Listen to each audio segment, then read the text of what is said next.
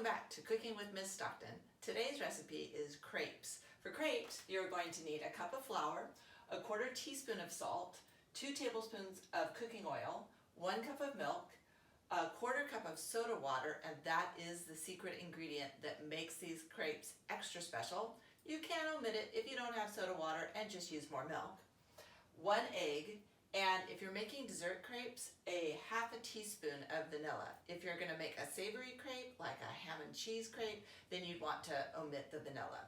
All right, so on to the cooking.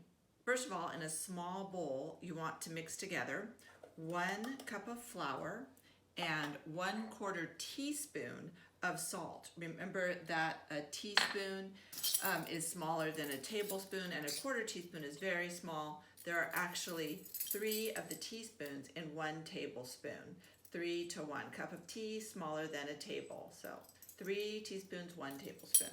So you're just going to whisk that together. Then you're going to set that aside. Meantime, in a larger bowl, you're going to put together 1 cup of milk, a couple tablespoons of cooking oil, and the cooking oil I'm actually going to measure over something else in case I overdo it, just like I just did. I'm going a little quickly. So 2 tablespoons of cooking oil. I'm going to set that aside. You're going to have 1/4 cup of that soda water, or if you don't have soda water, it's fine.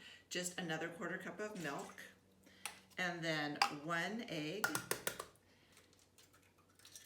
Again, if you're making dessert crepes, then you're going to want to omit the vanilla, but if you're making dessert crepes like I am, you're going to want to put some vanilla in, and it's 1/2 teaspoon of vanilla.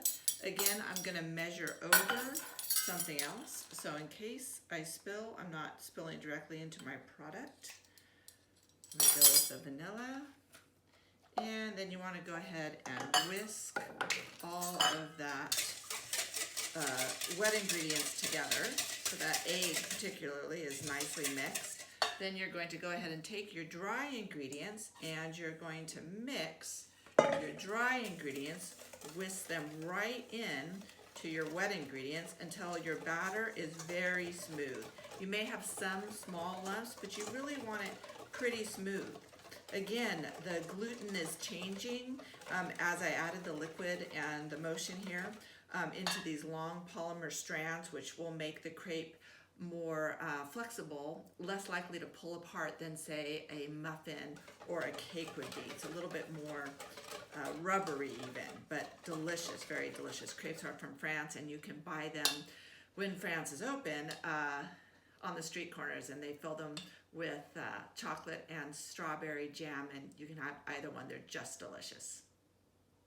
All right, so the next step is to get your crepe pan, or any nonstick pan will work. Any pan will work as long as you can get it so that the crepe won't stick. You want to go ahead and turn on your heat, and then take a small amount of butter, enough to butter your pan fairly well. I usually use more butter the first time and then less as I go along. The first time is the most difficult, and when you make your first crepe, you need to really forgive yourself, because oftentimes the first crepe does not turn out very well. You end up with scrambled crepe the first time, and then from then on you tend to have really good crepes. We'll see how I do with my first crepe here. So I'm spreading that butter around so my pan is well seasoned and nothing's gonna stick. This is a beautiful crepe pan, but again, you don't need one. Any nonstick pan will do. My heat is pretty high. I'm turning my heat down to medium.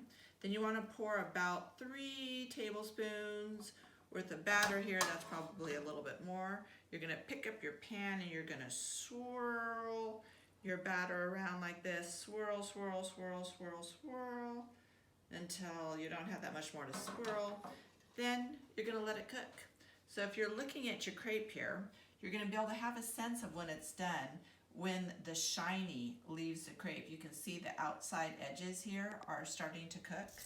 I have a little bit here that I'm probably going to have to sacrifice. Still needs to cook more. You can see here that this is still looking pretty liquidy in here. You want to use a tool that won't scrape your pan up when you're making these. So I have one of these tools, sort of a spatula here. this is heat impervious to about 450 degrees. You don't want to ever leave your tools in the pan. You want to pick them up. Then what I tend to do is I tend to go around the edges of my crepe and just make sure that I'm going to be able to lift it easily. This is where you have to be really patient because you want your crepe to be a little brown before you turn it. The hardest thing is to wait to turn it. It says 1 to 2 minutes. Sometimes it's really maybe a little longer than that, just as your pan heats up the first time. Once you feel like it's a little brown, I can see some little brown on the edges of my crepe here. You want to go ahead and put your spatula underneath and then quickly turn. Alright, and you can see that I could have actually let this cook just a little bit more. It fooled me by having a little brown on this side. So you want to let it cook at least another minute on the other side. As this cooks, I'm going to get out a plate. Like I said, crepes are very delicious when spread with a thin layer of chocolate or Nutella or jam, anything that you can spread, peanut butter, and sounds delicious to you. I'm actually going to let this cook just a tiny bit more on the other side. Get it a little bit brown. This is looking just a little bit done, look, you know, perfectly done here with those little bit of brown that you can see on the crepe. Alright, a little bit of extra time here. Once you feel like it's done to your satisfaction, you can go ahead and turn it out onto a plate, just like this. Turn off my fire. I'm actually going to put some freshly cut strawberries down the center of my crepe. Again, you could spread it with a thin layer of jam. I'm going to fold over one edge and then roll it, and then you have a beautiful crepe to eat and enjoy.